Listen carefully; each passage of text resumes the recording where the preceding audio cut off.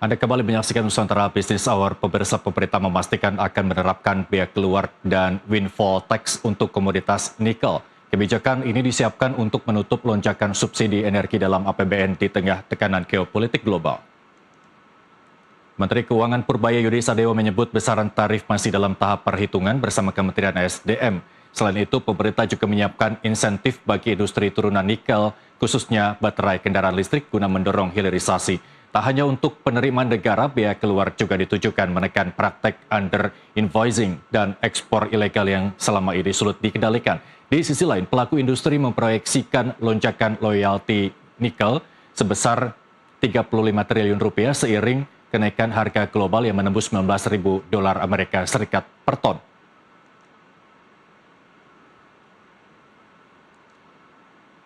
Di tengah gejolak global, harga sejumlah komoditas kembali menguat dan memunculkan perjuangan windfall bagi penerimaan negara. Lantas, seberapa besar momentum ini dapat dimanfaatkan untuk menjaga stabilitas fiskal di tengah tekanan global? Rekan saya Rian Antono akan membahasnya dalam Zona Cuan bersama Deputi Bidang Koordinasi Pengelolaan dan Pengembangan Usaha BUMN Kemenko Perekonomian RI, Ferry Irawan, berikut ini.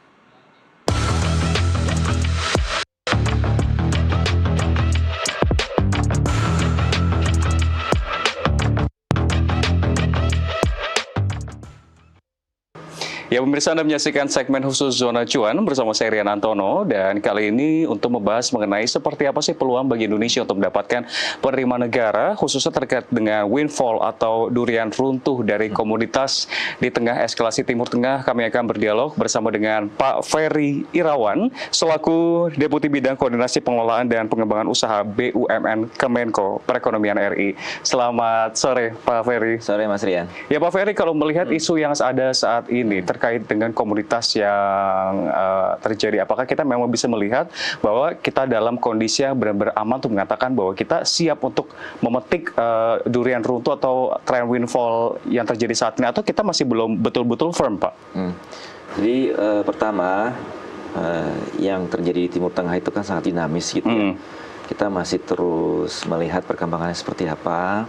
Karena memang sejak Timur Tengah atau krisis atau perang antara Iran dengan US dan Israel itu terjadi, maka salah satu transmisi yang berdampak ke kita itu adalah tadi bagaimana krisis itu telah menyebabkan kenaikan di beberapa harga komoditas penting kita, gitu kan gitu ya.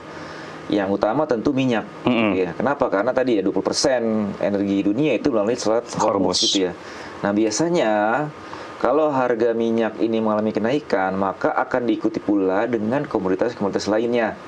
Nah, di kita, itu di komoditas dalam konteks Indonesia, tentu yang kita lihat sekarang adalah batu bara, nikel misalnya, tembaga, juga CPO gitu. Kenapa? Karena biasanya komoditas ini mengalami kenaikan. Yang kedua, komoditas ini punya peran penting dalam konteks ekspor kita atau neraca perdagangan secara umum, maupun APBN kita gitu ya. Nah, ini memang kita lihat windfall itu kan terjadi kalau misalnya harga rata-rata tahun lalu itu di tahun sekarang atau di beberapa bulan terakhir sekarang itu mengalami kenaikan relatif dibandingkan dengan tahun sebelumnya, kan gitu ya. Atau tadi kalau dalam konteks APBN, kalau misalnya antara asumsi yang kita pasang di dalam APBN, ternyata dalam perkembangannya terakhir itu ada deviasi. Dalam konteks yang sekarang, deviasi ke atas gitu ya.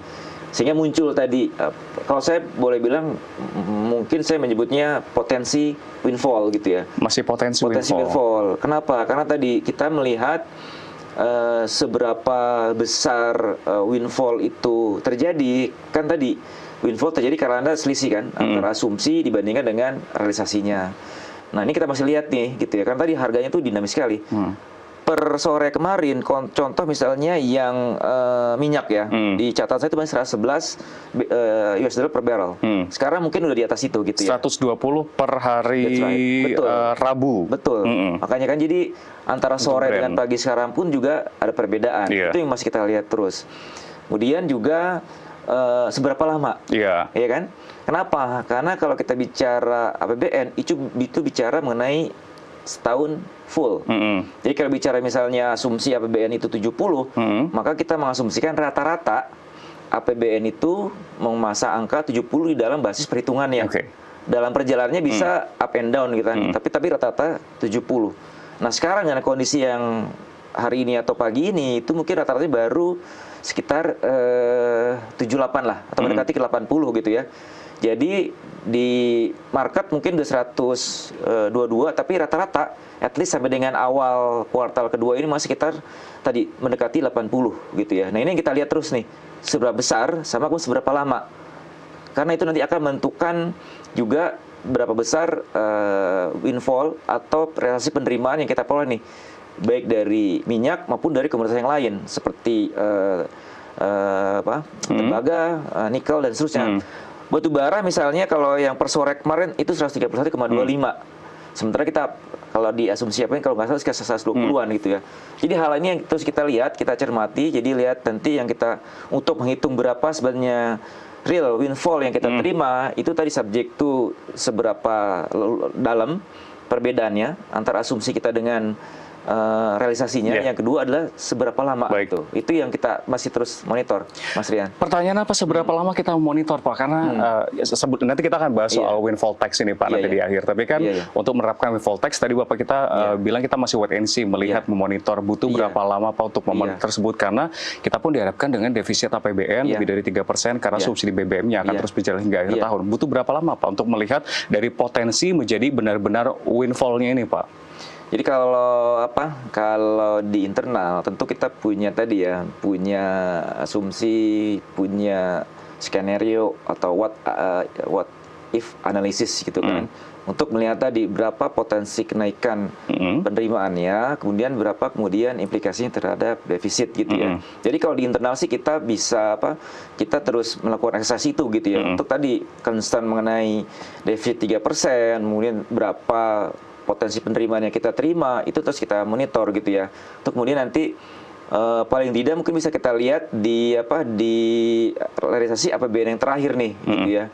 Untuk melihat seberapa jauh potensi itu bisa betul-betul terrealisasi dalam konteks penerimaan di APBN. Tapi sekali lagi untuk defisit itu tetap kita seperti disampaikan oleh Pak Menko, Pak Menteri Keuangan, itu tetap kita jaga di level 3% sesuai dengan batas undang-undang, Mas Rian. Berarti sampai sekarang, saya butuh jawaban angka, mungkin Pak, perkiraan dari Bapak sendiri, kacamata internal dari Kementerian Perekonomian, seperti apa Pak? Berapa lama kita akhirnya benar-benar bisa memetik dari potensi windfall ini menjadi windfall seutuhnya gitu Pak? Jadi kalau kita lihat ya untuk ancer-ancer gitu ya, untuk basis perhitungan kita, kan kalau jadi cara sederhana untuk kita melihat dan memperkirakan berapa sebenarnya yang kita terima, berapa sebenarnya yang bisa menambah defisit, itu bisa kita lihat dari yang namanya analisis sensitivitas gitu ya. Kalau di minyak sendiri itu $1 per barrel itu terdeviasi dari APBN yang 70 US dollar per barrel tadi, itu dampak netnya itu defisit akan nambah 6,8 triliun gitu ya. Kemudian untuk batu bara sendiri itu kalau kita lihat secara historis ya, kalau di catatan saya itu 10 US dollar berbeda dari asumsi yang kita tuangkan di dalam APBN mungkin dampaknya sekitar 1,68 triliun gitu ya. Kemudian kalau yang CPO tadi 10 US dollar dari deviasi itu dampaknya ke 2,15. Itu yang kira-kira hitungan kita. Tapi tadi aktualnya memang kita perlu terus melihat realisasi nanti di APBN-nya. Tapi kita udah punya basis perhitungan tadi ya untuk monitoring, untuk mengestimasi kira-kira berapa dampak penerimaan, berapa dampak ke defisitnya gitu. Tapi untuk yang defisit 3% itu yang selalu kita jaga. Lalu Pak, dengan tren windfall saat ini sebetulnya apa sih Pak strategi yang harus kita lakukan dan bagaimana rentetan efek domino dari ini bisa memperkuat APBN Pak, skema-skema yang harus dilakukan? Karena kan salah satunya mungkin yang paling jelas Kementerian Keuangan, DPR, semua menyarankan untuk melakukan windfall tax, walaupun Bapak sendiri mengatakan ini masih potensi, dan Indef pun juga mengatakan saat ini memang masih belum begitu firm untuk windfall dari komoditas ini sendiri. Seberapa kuat nanti efek dan strateginya apa saja Pak yang harus dilakukan sebetulnya? Saya clearkan dulu ya, windfall itu tanpa kita merubah kebijakan pun itu berpotensi kita terima. Kenapa? Karena tadi dengan existing system pun kalau ada perbedaan asumsi antara angka yang kita taruh di APBN dengan angka realisasinya, itu adalah windfall gitu ya. Jadi tanpa perubahan regulasi pun itu akan kita terima gitu ya. Mungkin yang kemarin sempat muncul adalah yang biaya keluar. Ya, gitu biaya kan. keluar. Biaya keluar itu kita masih terus exercise ya dengan teman-teman Kementerian Keuangan sama di SDM sebagai pengampu sektornya. Jadi windfall sekali lagi tanpa kita ubah regulasinya itu kalau deviasi harganya terjadi antara tadi asumsi dengan itu akan kita terima. Dengan tadi basis perhitungan tadi ya. Yeah. Kalau batu bara tadi sekitar berapa? Sekitar untuk 10 itu akan 1,68. Kemudian untuk CPO itu sekitar tadi 10 US dollar per ton itu sekitar 2,15. Jadi 10 berbanding 1,68 untuk batu bara dan 10 berbanding 2,15 triliun untuk yang CPO. Oke. Lalu Pak, menjadi pertanyaan juga sebetulnya, seberapa besar dan signifikan kalau secara angka untuk negara Pak? Karena kan berdasarkan riset yang saya baca, kita bisa mendapatkan di 67 triliun rupiah per tahun jika kita menerapkan tadi windfall tax yang telah kita bahas sebelumnya, dan itu pun hanya dari CPO dan juga batu bara saja. Iya. Tadi sekali lagi ya, kalau melihat dinamika yang ada sekarang, minyak kemarin sore 111 sekarang 122 gitu ya. Kalau saya cenderung tadi kita coba lihat dulu gitu ya. Karena tadi lagi seberapa besar angka itu, angka potensi penerimaannya itu ada beberapa faktor tuh. Pertama, seberapa besar tarif yang kita kenakan kan gitu ya. Untuk contoh yang biaya keluar gitu ya. Biaya keluar untuk batu bara misalnya.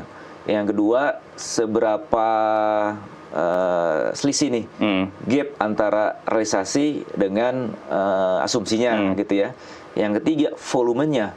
Dua hal itu nanti akan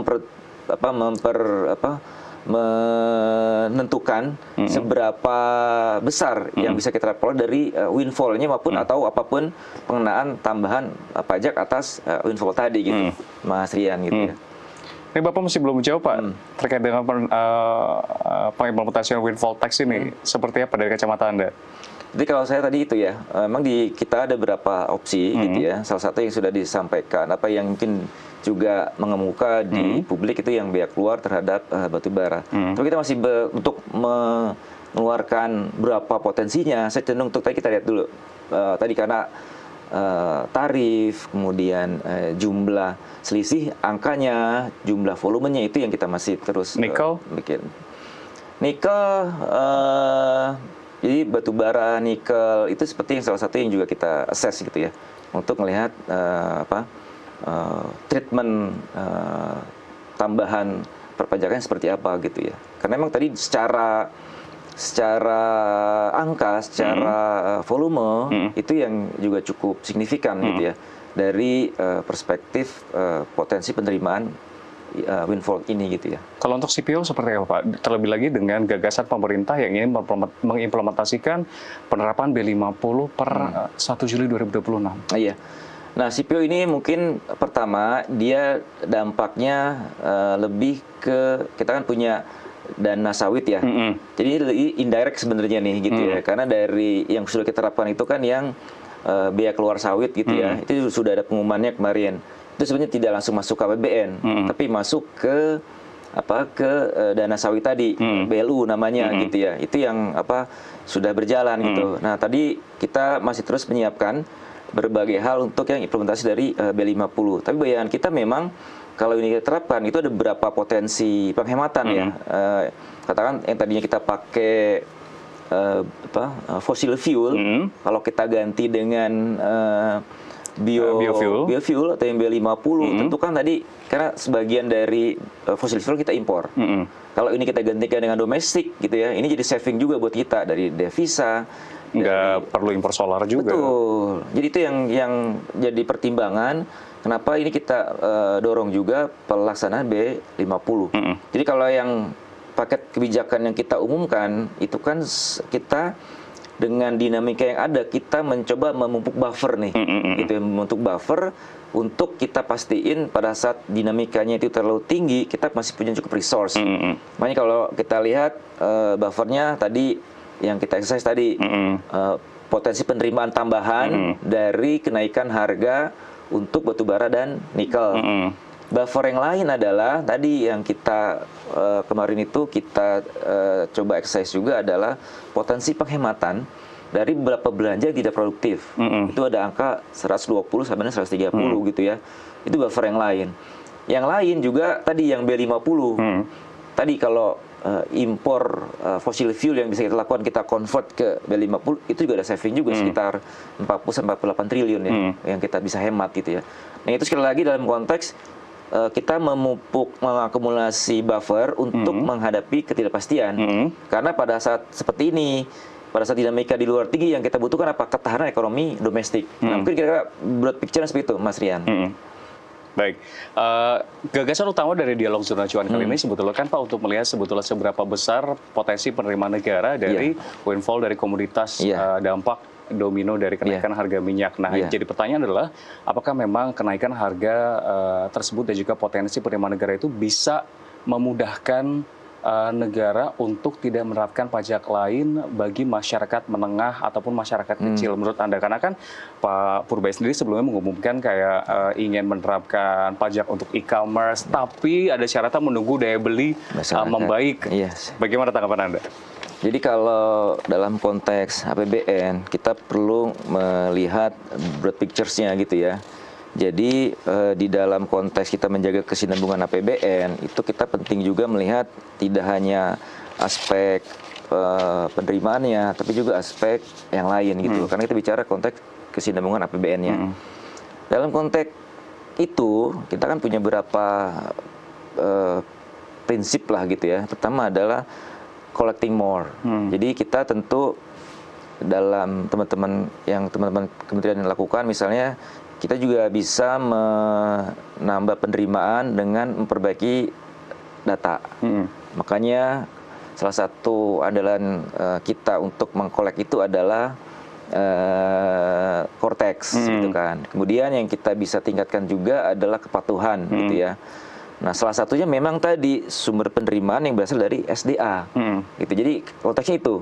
Jadi satu yang dalam konteks penerimaan ada beberapa kebijakan, gitu ya, dari perbaikan data, perbaikan tingkat kepatuhan, perbaikan basis perpajakannya. Salah satunya memang tadi yang penerimaan basis SDA. Yang lain juga kita juga meningkatkan kualitas belanja nih. Makanya kemarin di dalam konteks ketahanan kita di 2026 ada penghematan 120 sama 130 triliun gitu ya. Yang lain juga ada pembiayaan gitu ya, yang mungkin bisa kita dorong skema-skema yang kita bilang tuh inovatif financing. Nah, hal itu yang kita lakukan untuk tadi menjaga kesinambungan APBN, meningkatkan layanan ke masyarakat gitu ya. Kira-kira broad picture seperti itu, Mas. Jadi nggak hanya satu item gitu ya, apakah SDA saja atau database saja, itu konteks besarnya gitu ya, untuk yang secara komprehensif memastikan APBN aman dan juga bisa memberikan pelayanan yang baik ke masyarakat. Baik, menarik sekali collecting dari sumber daya alam, sehingga ini menjadi pertanyaan apakah Indonesia ini terbilang negara yang sangat ketergantungan terhadap komoditas atau alam, Pak. Namun jawabnya nanti dulu, karena Zona Cuan akan kembali usai jeda. Tetaplah bersama kami. Terima kasih, Bang.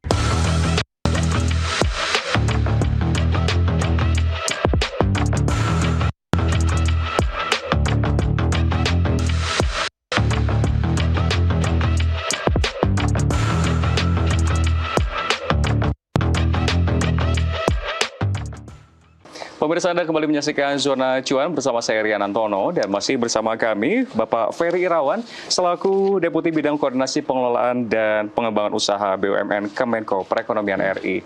Ya, Pak Ferry, kembali kami lanjutkan dialog, Pak, menjawab pertanyaan dari segmen sebelumnya terkait dengan apakah Indonesia ini terbilang negara yang sangat ketergantungan terhadap komoditas atau sumber daya alamnya, Pak. Sehingga ketika memang nanti harga energi turun, apakah pemasukan bagi negara ini juga sangat bergantung terhadap hal ini. Karena kalau kita lihat trennya kan di era Pak Jokowi, di eranya Pak Presiden Susilo Bambang Yudhoyono sangat diuntungkan oleh komoditi boom. Iya, betul. Jadi betul, sebagai negara yang memang kaya akan sumber daya alam, kita patut bersyukur tuh. Jadi pada saat negara-negara lain itu mengalami tantangan dari sisi migas gitu ya, kita masih, kalau kita bilang tuh masih punya natural hedge.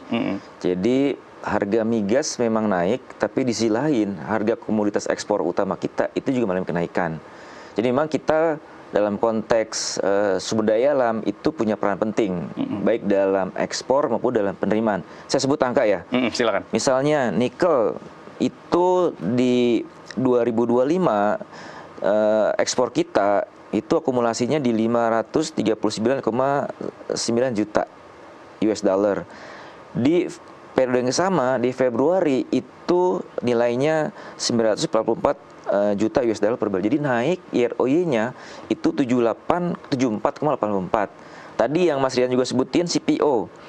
CPO itu dari sebelumnya 3,71 miliar US dollar, sekarang periode yang sama 4,69 miliar US dollar.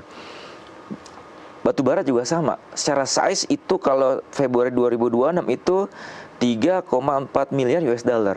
Itu hal yang patut kita syukuri. Dari sisi pendapatan itu juga kalau kita lihat gitu ya, nih saya pakai angka-angka 2026.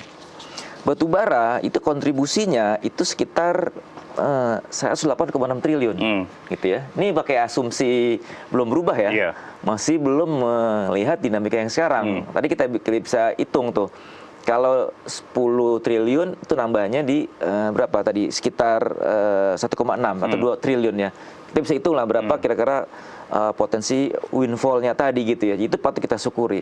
Tapi pemerintah itu sejak awal sudah komit gitu ya bahwa kita syukuri itu, tapi kita juga pengen ekonomi kita itu punya nilai tambah.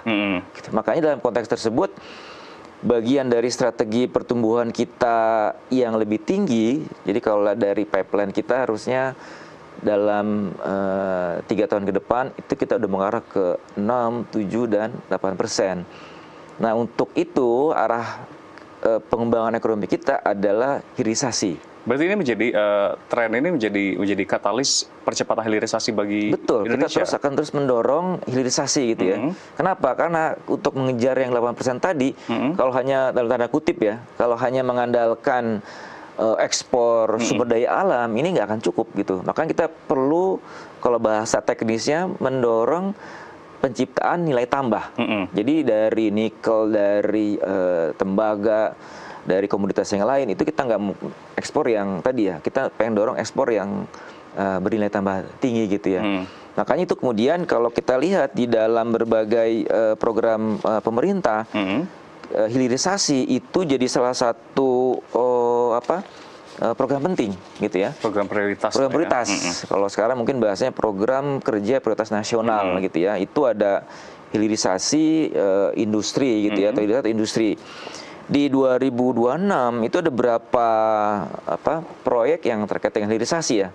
Misalnya untuk smelter aluminium gitu ya, industri aluminium. Kemudian juga bioaftur. Kemudian minyak goreng konvensional dan bioetanol. Termasuk tadi yang industri alkali gitu ya. Jadi itu memang kita lakukan. Jadi kita bersyukur atas sumber daya alam, tapi memang kita sudah memberikan komitmen. Kita akan mengurangi ketergantungan ini, kemudian kita arahkan untuk industri-industri yang tadi komoditasnya sama, tapi ke subkomponen, industri yang memang punya nilai tambah yang lebih tinggi gitu ya, dengan kebijakan di hilirisasi gitu ya. Ya, ini menjadi suatu hal yang sebenarnya dilematis Pak ya, karena kan ketika banyak negara termasuk Indonesia mencoba untuk fokus terhadap something green gitu, sesuatu yang keberlanjutan, kita harus bagaimana menjaga keseimbangan antara eksploitasi komoditas dan juga menjaga lingkungan. Dan salah satunya adalah hilirisasi. Namun yang menjadi pertanyaan, berbagai regulasi kebijakan yang dilakukan, apakah sudah maksimal hitungannya Pak? Atau memang masih ada penghambat bottleneck-nya nih Pak? Kebijakan yang sifatnya green gitu ya, itu terus kita dorong. Kalau kemarin di pengumuman itu ya, di samping B50 kan pemerintah juga akan mendorong yang pembangunan 100 gigawatt untuk pembangkit listrik tenaga surya gitu ya. Kenapa tadi pilihannya kan itu ya. Kalau yang sekarang misalnya batu bara yang secara pemanfaatannya cukup tinggi dan cukup murah gitu ya, itu kita manfaatin. Tapi kan ini enggak, itu tadi ya, secara lingkungan itu juga ada cost-nya gitu ya, enggak gratis juga. Makanya tadi di samping yang batu bara, kita juga dorong yang lain, apakah biofuel tadi untuk yang BBM. Yang kedua yang sedang kita dorong juga adalah tadi yang pembangkit listrik tenaga surya gitu ya. Itu yang tadi lebih green, lebih efisien, lebih hemat gitu ya, lebih baik secara lingkungan gitu ya. Itu yang berbagai kebijakan kita yang kita coba dorong untuk menyimbangkan tadi. Kita tetap optimalkan sektor ekstraksi kita, tapi berbagai sektor, berbagai sumber daya kita yang lain yang juga bisa mengenai isu lingkungan itu kita lakukan. Salah satunya tadi yang pembangkit listrik tenaga surya gitu ya, Mas Rian.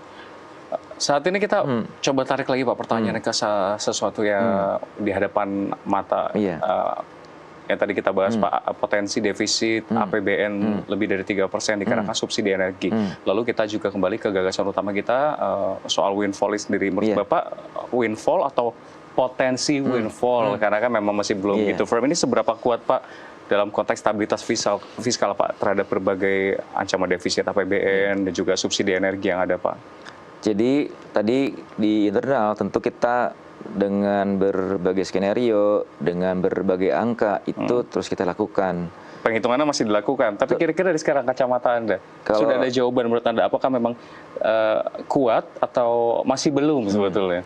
Jadi satu, pemerintah sudah memberikan komitmen ya dengan dinamika yang ada sampai saat ini untuk BBM bersubsidi itu pemerintah tidak akan melakukan kenaikan. Itu dengan hitungan yang matang. Tentu dengan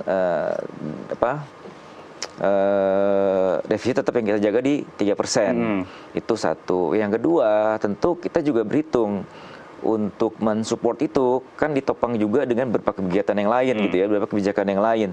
Tadi optimalisasi windfall yang berasal dari minerba gitu ya, untuk tadi mengkompensasi yang defisit dari sektor penerimaan migas gitu ya, karena harga minyaknya lebih tinggi. Yang kedua tadi dalam konteks memperkuat ketahanan APBN, kita juga tadi sudah menyisir berbagai belanja yang memang kita lihat ini masih belum prioritas atau kurang produktif. Makanya kita dapat angka 120 sampai 130 triliun. Itu buffer kita yang lain gitu ya. On top dari itu, kita masih punya SAL gitu ya, yang 420 triliun itu gitu ya. Kemudian yang lain, yang transmisi dari dinamika di Timur Tengah, itu kan juga dampaknya ke nilai tukar. Dan nilai tukar itu juga salah satu asumsi dari APBN. Nah, untuk mengurangi volatilitas dari nilai tukar, kita juga terus koordinasi sama Bank Indonesia gitu ya. Karena tadi kalau ada deviasi dari nilai tukar, tentu akan ada dampaknya terhadap defisit gitu ya. Ini kita lakukan juga gitu ya. BI tentu dengan resource yang dimiliki, intervensi di pasar gitu ya. Kemudian kita juga punya program dengan BI yang local currency transaction. Jadi kita atau pelaku usaha di domestik bisa melakukan transaksi dengan mitra dagang di luar negeri dengan menggunakan mata uang masing-masing. Itu kita harapkan juga mengurangi tekanan dari si nilai tukar. Juga berbagai program lainnya gitu. Jadi dengan berbagai program ini kita harapkan APBN itu punya ketahanan yang cukup gitu ya untuk mengatasi dinamika yang ada gitu ya, Mas Rian. Baik Pak, ini akan menjadi pertanyaan saya terakhir. Jadi jika ada beberapa statement atau pernyataan tambahan, silakan ditambahkan. Namun pertanyaan saya adalah, dan tadi kan kita ngomongin soal strategi untuk hilirisasi agar bisa mendapatkan peningkatan daya tambah bagi negara. Namun jika memang ternyata eskalasi ini tidak begitu lama, ya alhamdulillah sih. Tapi kan otomatis harga komoditas terkoreksi. Apakah kondisi fiskal kita sudah cukup siap melihat resiko-resiko yang terjadi, Pak, terkait dengan ini? Jadi tadi kalau di fiskal kita untuk memitigasi risiko fiskal yang ada itu menyiapkan buffer. Jadi dengan berbagai buffer yang sudah kita siapkan gitu ya, fiskal kita aman gitu ya. Defisit itu tetap kita jaga di batas maksimal 3%. Apapun yang terjadi 3%. Ya kita tentu bayar regulasi kan kita ini ya, kita jagaan itu gitu ya. Tapi tentu ini ada berbagai policy kan yang sudah kita ini, yang di penerimaan tadi yang kita optimalkan windfall dari minerba gitu ya. Kemudian buffer dari belanja tadi, efisiensi belanja itu kita lakukan juga. Terus kita masih punya SAL juga gitu ya. Tentu juga belanja-belanja lain yang sifatnya produktif itu kita dorong. Jadi combine nih. Untuk yang belanja yang sifatnya non produktif itu kita efisienkan, tapi belanja-belanja yang berdampak langsung ke masyarakat, kemudian produktif itu enggak kita kurangin tuh. Ini penting. Kenapa? Karena kalau aktivitas ekonomi berputar, penerimaan pajak kan juga bisa kita peroleh gitu ya untuk yang PPH, PPN dan seterusnya. Nah, kombinasi ini yang kita terus lakukan sehingga tadi untuk mastiin kita punya ketahanan fiskal yang cukup gitu dengan segala dinamika yang ada, Mas Rian. Baik, dialog sangat menarik. Kita sudah melihat sebetulnya seperti apa di balik tren dan juga bencana, bisa dikatakan bencana ataupun eskalasi Timur Tengah ini kita bisa menjadi mencari suatu hal yang baik untuk negara. Salah satu itu tadi kalau kita lihat potensi windfall yang ada saat ini, kita tinggal menunggu seperti apa keberlangsungan dari windfall dan juga manfaatnya bagi Indonesia. Dan pemirsa, itu dia tadi dialog kami bersama dengan Ferry Irawan selaku Deputi Bidang Koordinasi Pengelolaan dan Pengembangan Usaha BUMN Kemenko Perekonomian RI. Kita kembali ke Nusantara Business Hour.